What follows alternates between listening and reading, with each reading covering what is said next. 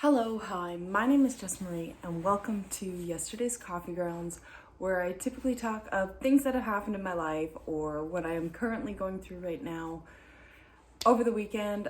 And I just want to say, if this topic of conversation of miscarriage and loss triggers you in any way, please don't watch this video. I don't want to make anyone upset.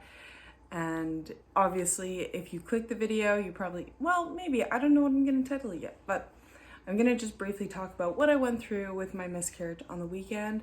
So I took a pregnancy test Friday evening, confirmed pregnancy, and they're 99% accurate, and I felt it in my body. I slept all last week. I was completely out of my morning routine where I'd wake up in the morning, journal, and then go back to bed.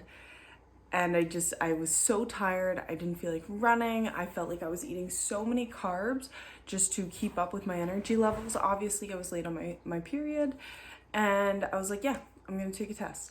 So I took a test and it came back positive. And I had this whole rewiring of my mindset, rewiring of what do I want to do? What are my priorities? Okay, if I'm pregnant and I can't train for boxing, what are my priorities? What do I expect of myself? What do I want to learn? What skills do I want to grasp? What kind of mom do I want to be for this new child entering into the world? That's how quickly the brain changes. And then also fears, because I've had miscarriages before and that it's devastating. And one of my fears was, oh my gosh, if I miscarry, I don't know if I'll want to go back to exercising and boxing. I don't know if I'll want to do that. And I'm pretty sure my thought came about, I actually don't know why I thought that. And I think it was just a potential depression. And when I get depressed, I don't want to exercise. I don't want to go to the forest. I don't want to partake in life's activities. So I'm really glad that last night, Monday night, I did go to boxing, and I didn't feel the energy that I usually feel when I go, but even this morning I had my workout, I did my boxing routine, and I feel really good about it. My mindset had to change before anything else, and I needed to allow myself grace and feel what I needed to feel. And this whole situation, I believe everything happens for a reason. And some people tell me, like, I have this one friend who says, Jess, what if somebody gets life in prison for a crime that they didn't commit? Everything happens for a reason. That person has a family, they had a good career, they did nothing wrong in their life, and they get life in prison for no reason. For a reason, that's where the evidence led, but it wasn't them. So everything happens for a reason. Are you supposed to just tell that person that? And I'm like, okay, well, for me in my life, I could not proceed forward until I accept what happened and believe in God's plan, God's timing, because that's the only thing that works for me to get over something. Because if I don't believe it all happens for a reason, then I can't make sense of it. I can't try to find understanding or find growth through that situation. Then in my perspective, I believe that it's happening to me. So there's been, I'm sure most people have felt like this, where it seems like there's just one after another sequence of events of perceived bad things happening to us. And in that situation, I'd feel like life is fucking with me and there'd be nowhere to go, because it's like, when is this gonna end? And it's more of life is happening to me instead of life is happening for me. And that is kind of my two areas of belief. So instead of miscarriages constantly happening to me for whatever reason, and I don't know the reason yet, it's happening for me. And that is my method of belief to be able to overcome what I've experienced. Because I found out I was pregnant, and 7 to 10 hours later, I can't remember, I woke up with my period, and I was devastated at 2:30 in the morning, devastated, having to go back to sleep, having to try to not think about what just happened, waking up in the morning, going to work, trying to not think about it at work, talking to people, and then going to church the next day and seeing all these kids, because I have a son as well. And one thing that it really does teach me is I am blessed that I have my son. I have my little human that I can hold and comfort. And that mindset, so just being reminded, and I shouldn't need a reminder, but I think we all do because we live busy lives. What happened to me with every miscarriage, I always go through this cycle of this feeling of loss, and then rethinking, okay, I'm grateful for the son that I have, and just loving him and spending the time with him. And not that I don't already, but okay, I can leave the dishes in the sink soapy. We don't have a dishwasher. Usually I'm like, leave out, I'm gonna finish rinsing the dishes. Leave them in the sink soapy.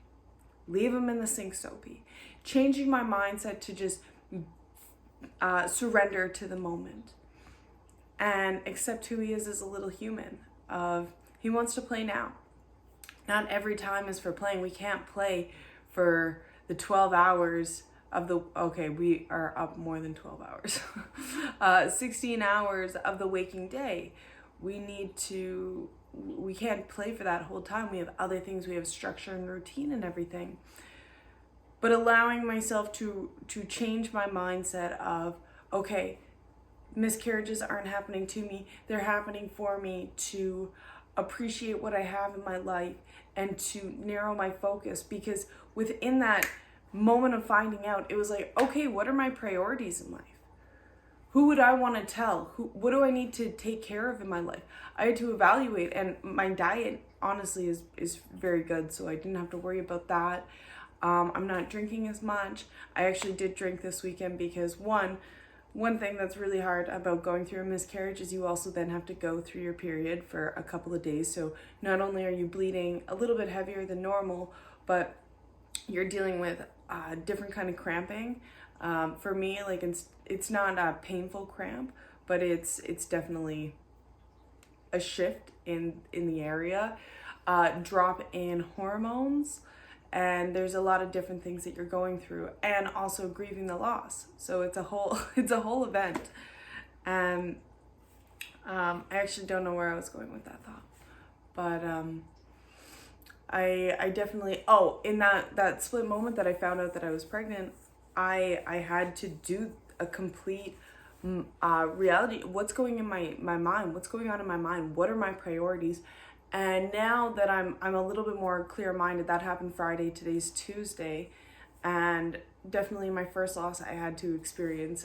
It took me a lot longer to grieve, and I now feel like I've handled it appropriately, where I spent a couple days crying, and that's okay. I'm allowed to cry. I'm allowed to give myself grace.